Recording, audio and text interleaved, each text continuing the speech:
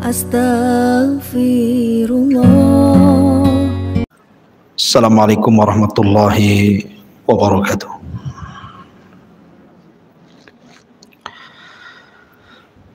Alhamdulillah wassalatu wassalamu ala Rasulillah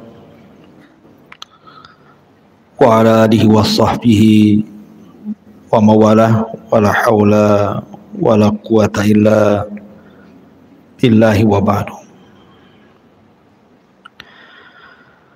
Qala Allah azza wa jalla, ya ayyuhalladzina amanu taqullaha haqqa tuqatih wa la tamutunna illa wa antum muslimun. Amma ba'du, ma'asyiral muslimin yang muslimat yang dimuliakan Allah Subhanahu wa taala. Alhamdulillah, di pagi hari ini kita bisa kembali duduk untuk bertalabul ilmi, dan kita masih meneruskan kajian kita, masih membahas kitab Al-Kabair, dosa besar. Dan pagi hari ini kita masuk pada bab yang ke-45 tentang bahaya namimah, mengadu domba. Taib.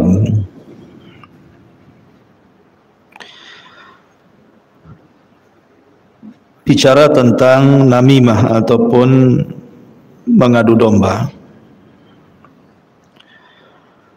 artinya seseorang menukilkan ucapan orang lain dengan maksud untuk merusak. Apakah yang dinukilkan itu sebuah kebenaran ataukah sebuah kejujuran? Jadi niat ditinjau dari niatnya. Jadi ibu membicarakan orang, menukilkan ucapan manusia, dan tujuannya untuk merusak. Walaupun yang dinukilkan itu memang tidak salah, betul, tetapi dengan sebab itu akhirnya terjadi kerusakan. Dan namimah itu adalah sebesar-besarnya perbuatan sihir, karena ada kemiripan antara namimah, mengadu domba, dengan sihir. Ketika Allah Subhanahu wa taala berfirman tentang masalah sihir, maka Allah Subhanahu wa taala berfirman, yufarriquna bihi bainal mar'i wa zawji. Sihir itu tujuannya adalah untuk memisahkan suami istri. Maka namimah juga kurang lebih. Namimah itu juga bisa memisahkan suami istri, bahkan bisa menjadikan seseorang bercerai, bahkan bisa seseorang itu bertengkar, saling mencaci, saling merendahkan, bahkan tak jarang saling membunuh. Bahkan seseorang bisa dipecat dari pekerjaannya, dan begitu seterusnya, gara-gara namimah. Makanya namimah itu lebih jahat dibandingkan sihir itu sendiri,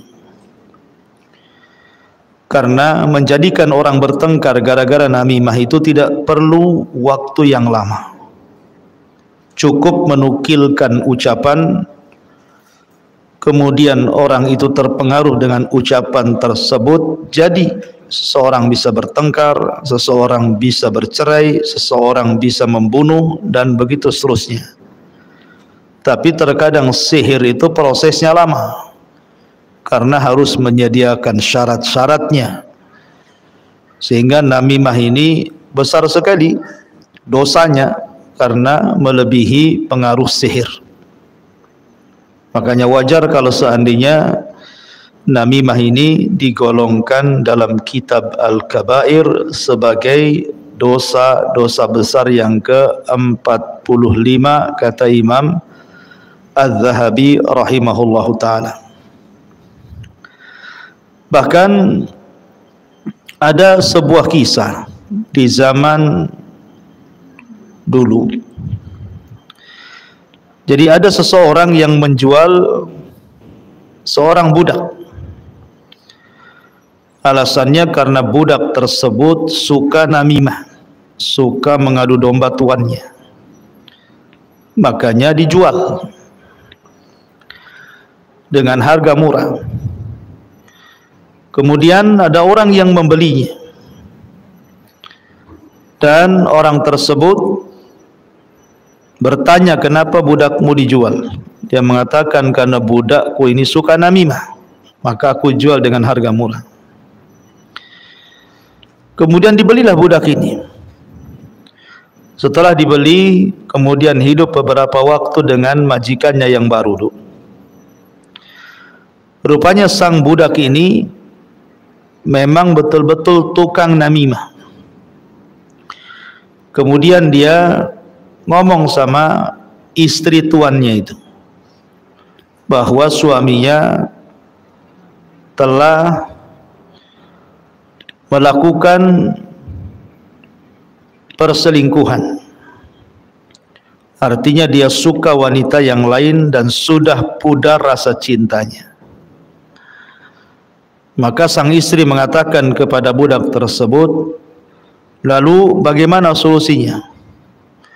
Kata budak tersebut, datang saja ke tukang sihir, buat dia jatuh cinta kepada dirimu sehingga dia tidak berpaling ke lain hati. Maka kata budak ini, sediakan saja buhulnya, aku akan cari tukang sihir. Kemudian kata budak ini, buhulnya ambillah salah satu helai rambut janggutnya, maka itu cukup untuk menyihirnya. Ambillah ketika dia tidur, kau potong satu helai rambut janggutnya, dengan itu cukup menjadi buhul untuk menyihir suamimu agar makin jatuh cinta kepadamu. Akhirnya betul-betul dilaksanakan oleh istrinya ini. Sebelum dilaksanakan, rupanya sang budak ini kemudian ngomong sama suaminya dan mengatakan bahwa istrimu sudah selingkuh dengan adikmu. Dia suka dengan adikmu dan tidak suka dengan kamu. Bahkan dia berusaha hendak membunuhmu supaya dia bisa menikahi adikmu atau menikah dengan adikmu. Kalau kau tidak percaya, kau pura-pura tidur nanti malam. Akhirnya kemudian sang suami terpengaruh dengan ucapan budak tersebut. Akhirnya malam itu pura-pura tidur. Sementara sang istri hendak mengambil satu helai janggutnya, dia bawa pisau. Sehingga ketika hampir saja sang istri mengambil satu helai janggut itu, suaminya langsung terbangun. Diambilnya pisau itu kemudian ditusukkan di leher ke istrinya. Disangkanya istrinya mau membunuhnya. Meninggallah istri di tangan suaminya. Maka keluarga istri tidak terima. Akhirnya kemudian dibunuhlah suaminya. Kemudian keluarga suaminya tidak diterima. Maka peranglah antara dua keluarga ini. Perang dua keluarga ini. Subhanallah. Perhatikan, gara-gara namimah, bahkan suami istri bisa meninggal, keluarga bisa berperang gara-gara namimah. Itulah bahaya namimah, kan? Namimah itu bisa menjadikan seseorang itu membunuh gara-gara adu domba itu, ya. Makanya bahaya seseorang itu melakukan namimah. Taib, ma'asyiral muslimat yang dimuliakan Allah Subhanahu wa taala.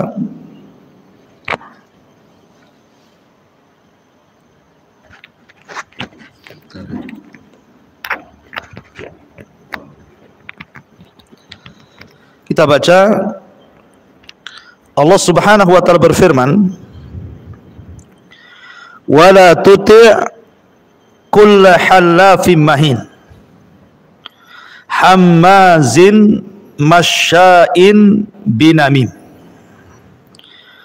Dan janganlah engkau patuhi setiap orang yang suka bersumpah dan suka menghina, suka mencela, yang kian kemari menyebar fitnah. Di sini ada kalimat kesana kemari menyebar fitnah. Ketika ada seseorang menghadap Umar ibn Abdul Aziz rahimahullahu taala membawa berita, Umar bin Abdul Aziz ini tentu seorang khalifah yang cerdas. Bukan hanya khalifah, dia ulama. Karena orang yang membawa berita ini nampaknya mau mengadu domba, maka Umar bin Abdul Aziz membacakan ayat ini, wala tuti kulla hallafim mahin hammazim masya'im binamim. Dan janganlah engkau patuhi setiap orang yang suka bersumpah dan suka menghina serta mencela dan kesana kemari menyebar fitnah, namimah. Kata Umar bin Abdul Aziz, seandainya yang kau nukilkan itu benar, maka engkau masuk kepada ayat ini. Seandainya pun yang kau nukilkan itu salah, maka engkau masuk pada idza ja'akum fasikum binaba'in fatabayyanu. Jadi engkau di antara dua perkara yang bahaya. Kalau benar berarti anda sedang namimah, kalau dusta berarti anda sedang melakukan kefasikan. Makanya hati-hati bu, menghabarkan berita itu hati-hati.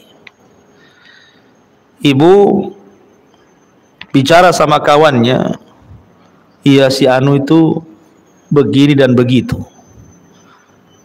Memang betul yang diucapkan itu bu, tetapi terkadang ucapan ibu itu disalahpahami oleh pendengar, sehingga terkadang pendengar ini menukilkan ucapan ibu, dinukilkan pula ke yang lainnya, sampailah kepada orang yang ibu bicarakan.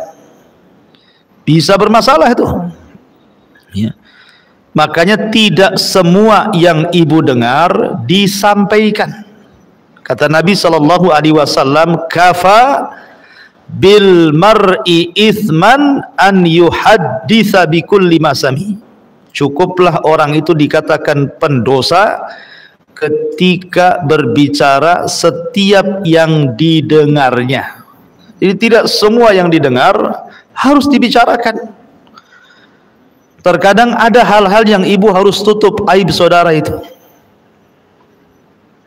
Karena bagaimanapun Rasul mengatakan man satara musliman satarahullahu yaumal qiyamah. Siapa yang menutup aib saudaranya di dunia, maka Allah tutup aibnya di akhirat. Sebab kalau ibu kemudian melakukan namimah, maka suatu ketika ada yang membuat namimah kepada ibu. Kama tadinu tudan. Sebagaimana ibu mengadu domba orang, suatu ketika akan datang orang yang mengadu domba ibu dengan orang lain. Itu sebuah hukum karma yang betul-betul terjadi. Kama tadinu tudan. Maka penting seseorang itu menjaga aib saudaranya. Jangan menyongkel-nyongkel aib saudaranya. Ma'asyiral muslimat yang dimuliakan Allah Azza wa Jalla. Namimah ini kenapa besar sekali dosanya? Karena di dalam namimah itu terkandung ghibah dan terkandung kedustaan. Kalau yang dinukilkan itu benar, berarti dia menggabungkan dua dosa. Pertama ghibah, yang kedua namimah. Kalau yang dinukilkan itu tidak benar, berarti dia juga melakukan dua dosa. Pertama dusta, yang kedua namimah. Jadi serba salah. Dua-duanya bahaya. Ada sebuah kisah, Bu. Abu Bakar dan Umar radhiyallahu anhuma suatu ketika safar. Tentu ada khadim, pembantu. Pembantunya Abu Bakar dan Umar itu nawaman, orangnya suka tidur. Suka tidur orangnya itu. Jadi waktunya harusnya pembantunya ini menyediakan makanan untuk keduanya, Abu Bakar dan Umar. Malah tidur. Kemudian kata keduanya, Imam Abu Bakar, Imam Umar mengatakan, innahu rajulun nawaman. Sesungguhnya si fulan itu, maksudnya pembantunya, adalah orang yang tukang tidur. Ya sudah, biarkan dia tidur. Kita masak berdua. Akhirnya keduanya menyiapkan makanan. Tiba-tiba kemudian keduanya memanggil Nabi SAW untuk makan. Tiba-tiba Nabi SAW mengatakan, sungguh kalian telah memakan bangkai saudara kalian. Bingunglah Abu Bakar dan Umar itu. Kenapa? Karena engkau sudah mencela pembantumu, hanya mengucapkan si anu tukang tidur. Itu sudah dianggap ghibah tuh. Sampai-sampai Abu Bakar kemudian meminta maaf kepada Rasul dan minta supaya diampuni dosa-dosanya. Maka Rasul mengatakan, kalau begitu pergilah kepada pembantumu itu, minta maaf sama dia. Bayangkan, hanya ngomong si anu tukang tidur, itu sudah dianggap ghibah tuh. Gimana yang lebih daripada itu? Ya, dengan mengatakan si anu tukang dusta, si anu tukang fitnah, si anu tukang bully, si anu, wah itu lebih parah lagi. Ngomong si anu tukang tidur saja, itu sudah dianggap dusta, itu ya, dianggap ghibah gitu. Rasul sampai mengatakan kepada Abu Bakar dan Umar, minta maaf sama orang itu. Sampai seperti itu gitu ya. Itu dosa ghibah saja itu, belum kemudian dicampur dengan namimah. Bahkan dosa ghibah saja sudah cukup besar dosanya ya. Sampai-sampai suatu ketika ada seorang laki-laki yang menggibah dalam masjid Nabi. Kemudian oleh Nabi SAW dipanggil. Kata Nabi SAW, bersihkan mulutmu, bersihkan gigimu.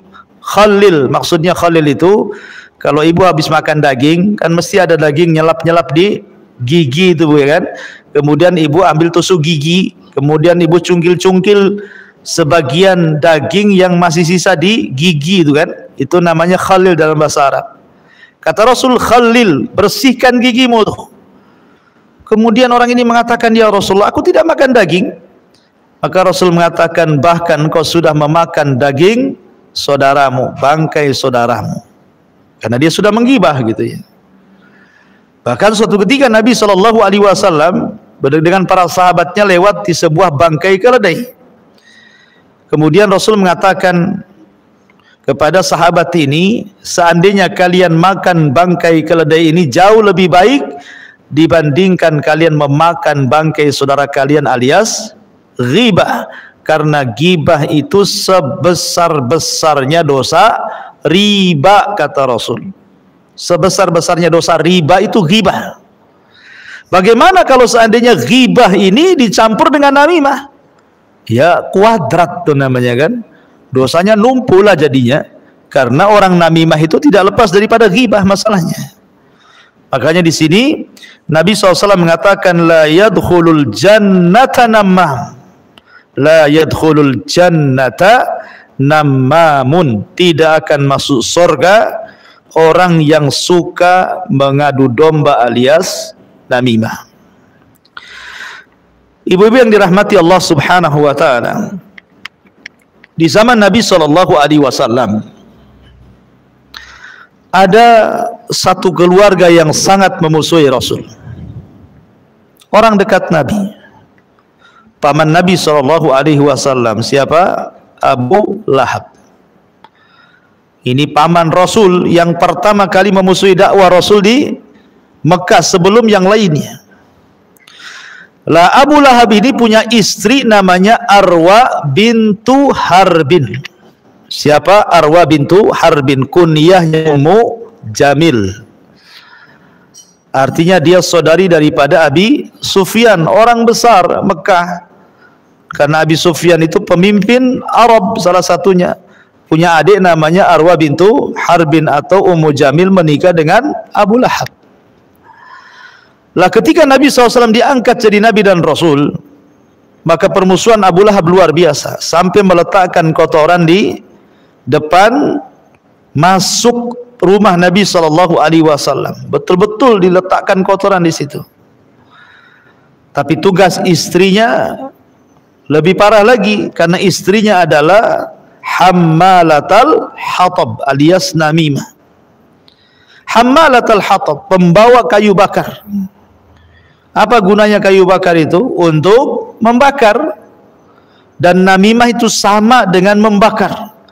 Membakar ke sana, membakar ke sini, kemudian terjadilah dua api yang sedang membara dan menyala, maka terjadilah percekcokan, perselisihan, pertengkaran yang berakhir dengan saling hina, saling gibah, saling caci, saling maki, bahkan tak jarang saling bunuh.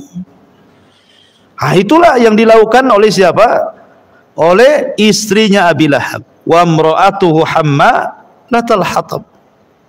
Kenapa di sini Al-Quran tidak menyebutkan nama asli daripada Abu Lahab? Kenapa menggunakan kalimat wa imra'ah dan wanitanya Abi Lahab? Supaya ibrah itu bukan karena sebab turunnya, tetapi karena umum lafadznya, bahwa akan ada wanita-wanita, ibu-ibu yang kelakuannya sama dengan kelakuan istri Abu Lahab, gitu ya. Akan ada tuh wanita-wanita seperti itu, tukang adu domba, ya, ke sana ngomong lain, ke sini ngomong lain. Walaupun yang diucapkannya benar, ke sana ngomong begitu, ya ke sini juga ngomong begitu. Ya. Dan itu banyak di lingkungan kita ini. Bukan hanya orang awam, yang sudah ngaji saja masih ada tukang adu domba tuh. Ya, sampai ustadz aja diadu domba tuh kadang-kadang. Sama murid-muridnya kan. Si ini ustadz ini begini. Nanti ngomong sama ustadz di dalam pertanyaan, ustadz gimana kalau ada seorang ustadz begini? Wah, itu kan bahasanya begitu ya. Tidak sebutkan namanya, tapi dalam bentuk pertanyaan tuh. Nanti ngomong sama kawannya, anti tahu nggak ada berita tentang ustadz ini gitu ya. Kenapa dengan ustadz itu? Pokoknya inilah. Nah, itu mulai itu dibuat penasaran, akhirnya diadu domba. Akhirnya ketika dengar cerita yang tadinya dia tidak benci dengan ustadz itu jadi benci. Oh, anak baru tahu kalau ustadz itu kayak gitu ya. Kalau gitu anak malas lah hadir di majelis ilmunya. Itu kan gara-gara siapa tuh? Gara-gara ibu. Terkadang orang yang namimah itu karena tidak pernah memandang kebaikan orang, tidak pernah insaf. Jadi kebaikan orang itu banyak, tetapi sekali melakukan keburukan, itulah yang kemudian dijadikan gunjingan ke sana kemari. Makanya kenapa namimah itu dosa besar, dan ini salah satu daripada afatul lisan. Salah satu hal yang harus dijaga oleh lisan itu artinya lisan ini banyak terjadi namimah, maka jaga lisan kita. Dan kebanyakan yang melakukan namimah itu bukan bapak-bapak. Dosanya bapak-bapak itu beda. Kebanyakan mak-mak biasanya. Ya, ibu-ibu yang suka namimah itu.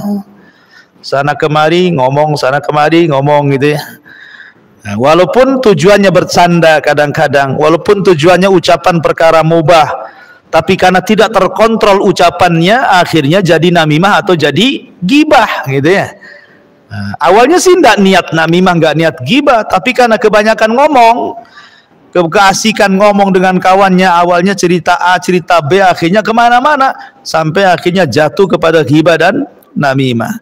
Sementara Rasul mengatakan, innahuma yu'adzabani wa ma yu'adzabani fi kabir, amma ahaduhuma fakana yamshi bin namimah wa ammal akhar fakana la yastatiru minal bauli. Jadi ketika Rasul melewati dua kuburan, Nabi sallallahu alaihi wasallam kemudian bersabda, sesungguhnya kedua penghuni kuburan itu sedang diadab. Keduanya diadab bukan dikarenakan dosa besar. Maksudnya bukan dosa besar di sini, bukan perkara besar, artinya perkara ringan. Karena namimah itu kan perkara ringan, Bu. Kadang-kadang ngomong-ngomong nggak terasa, tahu-tahu ghibah, tahu-tahu namimah. Itu kan ringan sebenarnya. Tetapi lihat adabnya besar. Karena keduanya diadab luar biasa oleh Allah Azza wa Jalla dan tidak ada yang mendengar kecuali Nabi. Maka Rasul memberikan alasan salah satu di antara keduanya karena selalu mengadu domba, sedangkan yang satunya lagi dikarenakan tidak pernah membuat penghalang ketika sedang kencing, artinya tidak bersih ketika membersihkan setelah kencing. Baik, Nabi SAW bersabda, tajidu min syirarin nasi dzal wajhaini huwa alladhi ya'ti haula'i biwajhin wa haula'i biwajhin wa fi lafdin tajidu syiraran nasi dzal wajhaihi. Engkau akan menemukan di antara jenis manusia yang paling buruk adalah orang yang bermuka dua, yaitu orang yang mendatangi satu kaum dengan wajah yang lain dan mendatangi kaum lain dengan wajah yang lain lagi. Dalam teks yang lainnya, engkau akan menemukan seburuk-buruk manusia adalah orang yang bermuka dua. Jadi orang yang namimah itu seburuk-buruk manusia, Bu. Seburuk-buruk manusia. Terkadang begini, Bu, ya.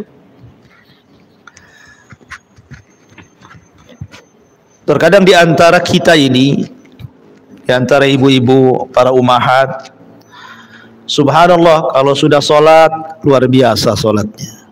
Bukan hanya sholat wajib, semua sholat sunnah ibu lakukan.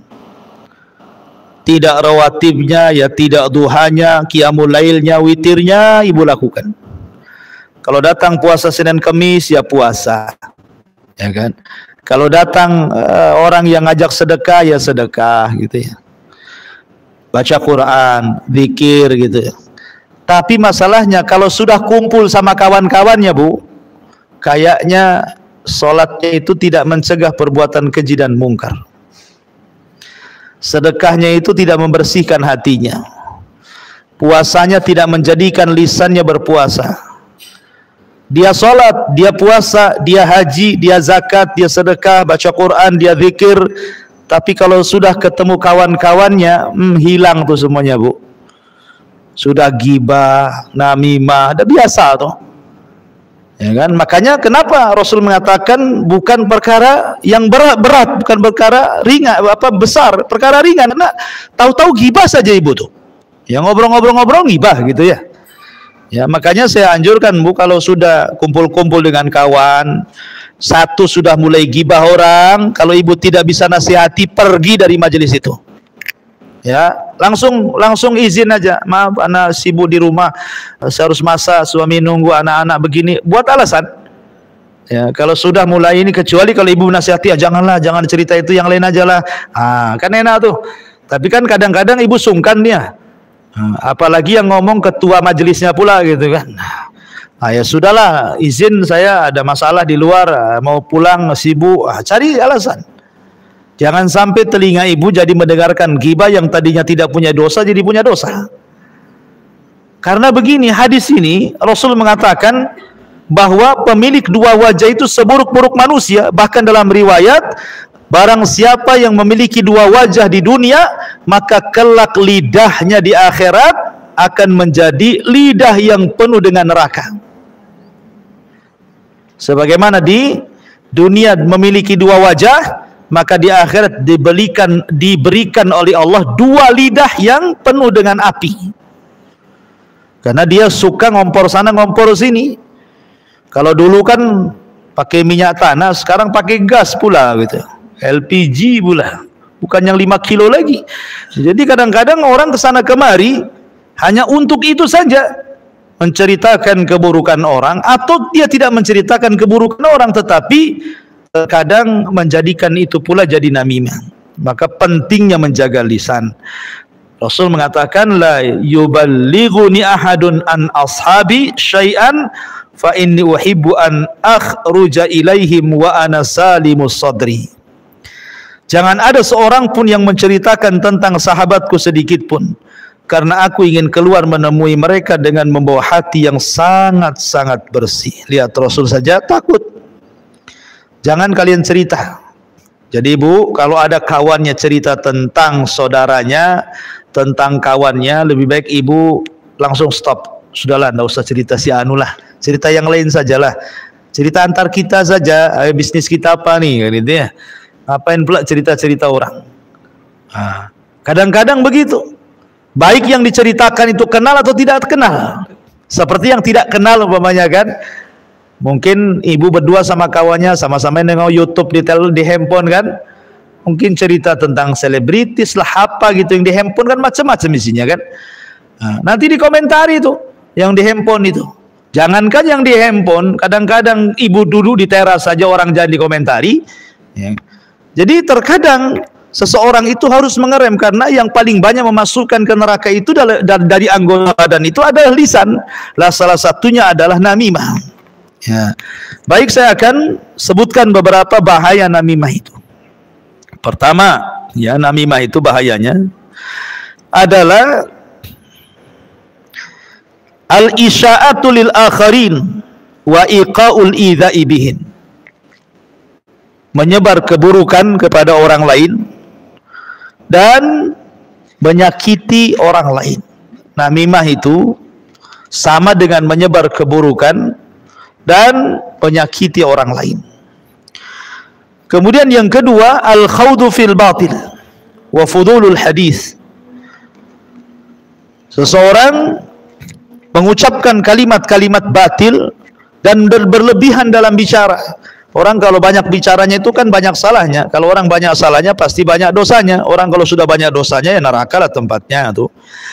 Kemudian juga al-ghadab. Disebabkan namimah ini orang jadi marah. Ya kan? Jadi marah, akhirnya marah-marahan. Si anu ngomong begini ke si anu ngomong begini, akhirnya dua-duanya marah. Akhirnya ingin membalas satu dengan yang lainnya, jadilah dendam. Ya. Kemudian disebabkan namimah itu seseorang mengumbar aib orang lain, sementara kita tidak boleh membuka aib orang lain. Kita harus menutup aib orang lain. Siapa yang menutup aib saudaranya, Allah tutup aibnya pada hari kiamat. Kemudian menyebabkan azab kubur. Orang yang melakukan namimah itu menyebabkan datangnya azab kubur kepada dia. Kemudian juga disebabkan namimah terjadi hasad dan hilang rasa cinta. Karena yang tadinya tidak bermusuhan jadi bermusuhan. Ya, yang tadinya tidak hasad jadi hasad. Yang tadinya tidak marah jadi marah. Ya, hilang persaudaraan sudah gara-gara namimah. Kemudian juga namimah adalah menunjukkan orang itu dhaful iman. Imannya lagi lemah karena tidak bisa menjaga lisannya. Kemudian juga di dalam namimah itu terkandung ghibah, bahkan bisa terkandung dusta. Jadi orang namimah itu sampai 3 dosa terkadang terkumpul pada orang yang namimah. Pertama dusta, yang kedua ghibah, yang ketiga namimah itu sendiri. Dan 3-tiganya dosa besar. 3 dosa besar tergabung dalam namimah, naudzubillah. Kemudian disebabkan namimah juga akhirnya seseorang diuji kesabarannya. Diuji kesabarannya. Terkadang ada yang sabar, ada yang tidak sabar gitu ya. Makanya kemudian namimah ini termasuk dosa dari dosa-dosa besar dan juga termasuk dari dosa-dosa hati, karena bisa menghancurkan hati manusia. Dia lebih jahat dibandingkan sihir. Wallahu alam, ini diantara dosa besar yang ke-45. Baik, sebelum saya tutup silahkan kalau ada yang mau bertanya.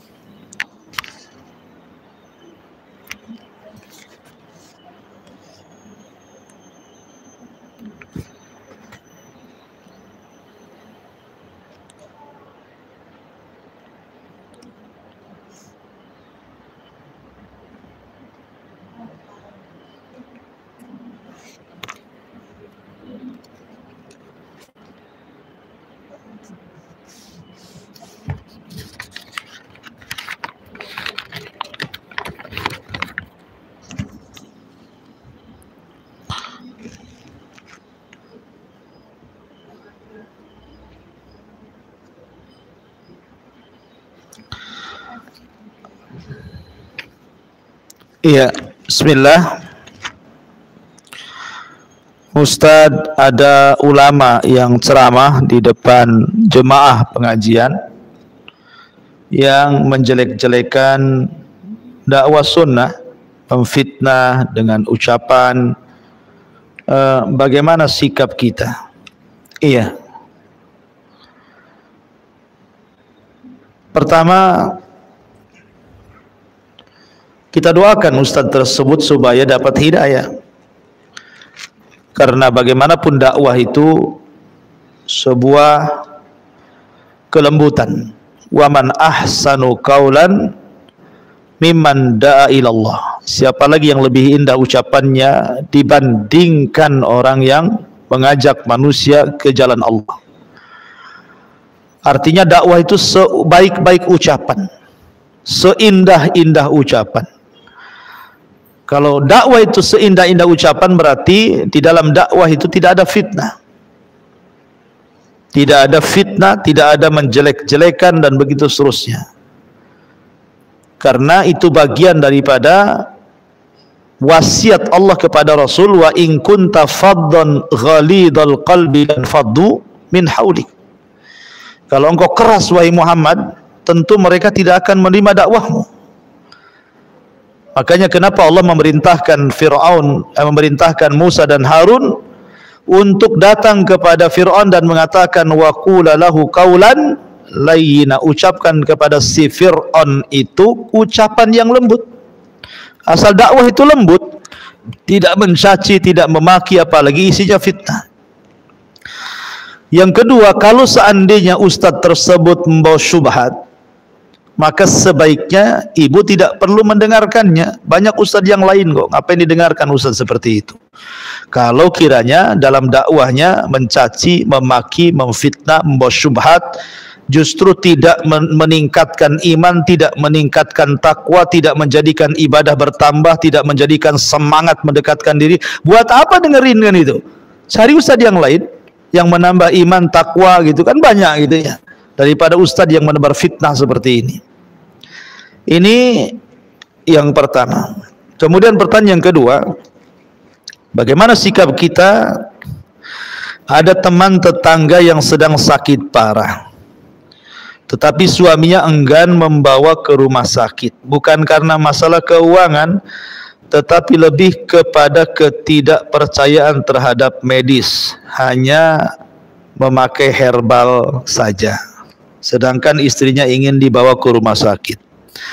Apakah dalam hal ini istri boleh tidak patuh pada suami dengan tindakan pergi sendiri berobat? Dan sebagai teman atau tetangga, bolehkah membawa teman tadi ke rumah sakit tanpa izin dari suaminya? Afwan. Ya, alhamdulillah. Sebenarnya salah satu tugas daripada suami adalah merawat istrinya ketika sakit. Utsman ibn Affan radhiyallahu anhu ketika perang Badar, dia kan ingin ikut perang Badar, tetapi oleh Rasul ditahan, jangan ikut. Kenapa tidak boleh ikut Utsman? Karena ketika itu istrinya sakit. Istrinya Utsman itu sedang sakit. Putri Nabi namanya Ruqayyah bintu Rasulullah, sedang sakit parah. Maka Rasul meminta kepada Utsman agar jangan terlibat dalam perang Badar.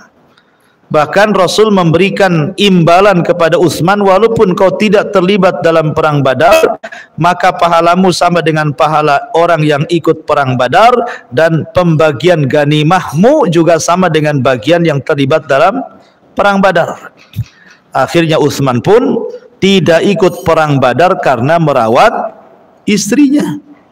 Tetapi sayang, setelah Nabi SAW menang dalam Badar kemudian pulang, Ruqayyah tidak tertolong. Akhirnya kemudian Ruqayyah pun meninggal dunia. Sedihlah Utsman ibn Affan karena orang yang selama ini dicintainya telah berpisah dan meninggalkan dirinya. Yang kedua, dia sudah tidak menjadi lagi menantu Nabi SAW. Dari sini menunjukkan bahwa Utsman ibn Affan diajarkan Rasul untuk merawat istrinya. Jadi sebenarnya salah satu tugas suami adalah juga bukan hanya memberikan nafkah saja, tapi juga merawat istri saat sakit. Harusnya kalau suaminya paham, ya harus dirawat istrinya. Kemudian yang kedua, di sinilah repotnya kadang-kadang, harusnya suami ketika dengan sistem herbal tadi mungkin kurang manjur gitu kan, dia nggak yakin dengan dokter. Apa yang menjadikan nggak yakin dengan dokter itu sebenarnya? Ingat bahwa pengobatan itu kan semua berdasarkan sebab, mengambil sebab. Semua pengobatan itu, mau herbalkah, mau kedokteran, mau farmasi, itu semua terkait akhdhu bil asbab, mencari sebab. Karena yang mendatangkan penyakit Allah, Allah juga yang menyembuhkan. Tidak ada kaitan dengan herbal-herbalan, tidak ada kaitan dengan dokter-dokteran, farmasi-farmasian. Itu semua hanya sebab yang mendatangkan penyakit Allah, yang menyembuhkan juga Allah. Ya. Maksudnya begini, sebab itu ada dua.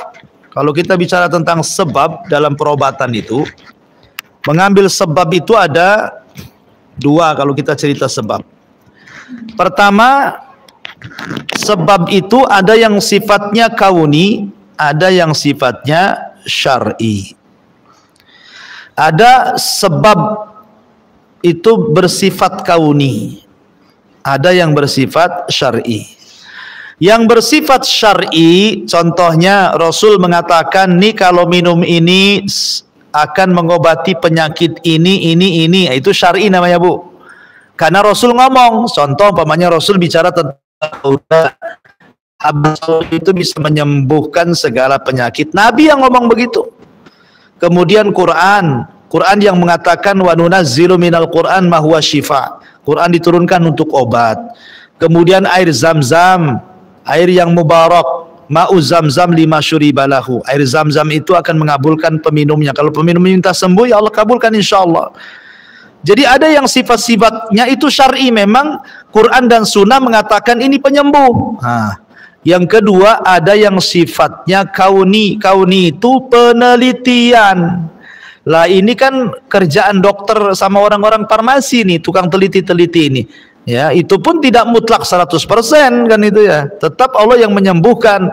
Tetapi mereka sudah meneliti di lab bahwa kalau minum ini, kalau minum obat ini, kalau disuntik ini, kalau disuntik ini, kalau dioperasi begini pasti sembuh. Walaupun bukan 100% bisa menyembuhkan kan gitu. Itu namanya kauni, jelas gitu ya. Yang tidak jelas itu kalau datang ke dukun, nah, itu tidak jelas. Kenapa? Karena terkadang menjadikan sebab yang bukan sebab. Datang ke dukun, tiba-tiba pulang dikasih gelang. Nanti gelang ini bisa menyembuhkan penyakit kanker. Lah kalau gelang bisa menyembuhkan penyakit kanker, kenapa tidak dijual di apotek gelang-gelang itu? Kenapa hanya di tempat dukun saja? Apakah sudah diteliti?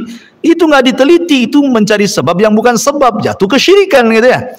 Jadi sebenarnya perobatan tidak ada masalah, mau ke herbal, mau ke dokter, selama jelas sebabnya secara kauni dan secara syar'i. Nah, artinya tidak bertentangan, mau ke dokter, mau ke sana kemari.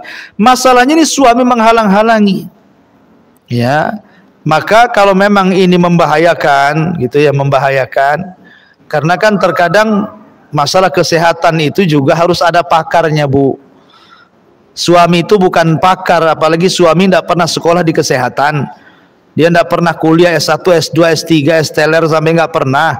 Dia hanya mungkin jual es cincau saja, gitu ya. Jadi nggak tahu dia soal kesehatan, tahu-tahu hanya bicara tentang herbal. Dia sendiri tidak paham herbal. Ya. Tapi kalau dokter kan sekolah, jelas tahu penyakitnya. Maka tidak mengapa, pertama izin baik-baik pada suaminya. Kalau suaminya memang tidak ngizini, ya enggak apa-apa. Kalau membahayakan, enggak apa-apa, berangkat saja selama bukan perjalanan safar. Ya kan, mungkin rumah sakitnya dekat. Ya, ibu ingin nolong, ya enggak masalah. Tetapi ya sembunyi-sembunyi saja supaya jangan ketahuan suaminya. Tapi sebaiknya ya izin baik-baik kan gitu ya. Wallahu a'lam. Taib. Kemudian bagaimana ciri-ciri orang yang suka ghibah? Bagaimana menyikapinya dan cara mewaspadai darinya? dari orang yang suka namimah dan cara bertobat dari dosa syukron. Iya. Ciri-cirinya ya tidak ada ciri-cirinya. Ciri-cirinya kadang-kadang pakai cadar juga dia, Bu ya. Yang gibah itu pakai cadar juga. Mulutnya kena cadar, di balik mulutnya gibah kemana-mana. Lebih parah lagi, nggak nampak mulutnya ngomong sana sini karena kena cadar kan. Bukan begitu ciri-cirinya. Kalau dia sudah bicara orang, ciri-ciri orang gibah itu, kalau dia mulai membicarakan orang, karena orang gibah itu kan kadang-kadang karena hasad, ya kan? Dia tidak memiliki yang dimiliki orang itu, akhirnya hasad terjerumus kepada gibah. Makanya kalau orang itu sudah mulai bicara orang lain, ibu sebaiknya pindah dari majelisnya. Ya, cara tobatnya susah. Orang gibah itu beda dengan orang yang meninggalkan sholat, langsung bertobat, Allah terima tobatnya, sholat lagi gitu ya. Tapi orang gibah ini bicara tentang hak orang, sehingga kalau sudah minta ampun kepada Allah, Allah gantungkan ampunannya sampai dia minta maaf kepada yang digibahinya. Kalau dia menggibah di hadapan 10 orang, maka dia harus mencabut gibahnya di hadapan 10 orang itu dan meminta maaf kepada orang tersebut. Kemudian yang tadinya menghina, menjelek-jelekan, ganti dengan memuji. Kan itu agak repot tuh ya. Masalahnya gibah ini sudah repot minta ampunnya, mudah pula melakukannya, dan dianggapnya itu bukan dosa besar ya, gitu loh. Itu repotnya, dianggapnya dosa biasa padahal itu dosa besar ya, karena terbiasa kalau ada orang bunuh depan mata itu dikatakan dosa besar gitu ya. Kalau ada orang yang selingkuh sampai bertengkar sebelah rumah, itu dosa besar. Giliran gibah sana sini biasa saja. Nah, makanya ciri-ciri orang yang gibah itu kalau sudah membicarakan aib orang lain, gitu ya, dengan niat buruk, bukan dengan niat baik. Apakah yang diceritakannya benar ataukah tidak benar? Kalau yang diceritakannya benar, gibah. Kalau diceritakan tidak benar, maka gibah dengan dusta. Nah, itu ya, campur namanya. Wallahu a'lam.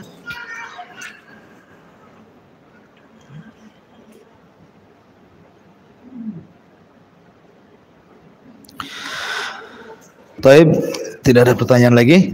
Ini yang bisa saya sampaikan. Mudah-mudahan ada manfaatnya. Kita tutup dengan doa kafaratul majlis. Subhanakallah bihamdika, asyhadu an la ilaha illa anta astaghfiruka wa atubu ilaik. Allahu ta'ala. Assalamualaikum warahmatullahi wabarakatuh.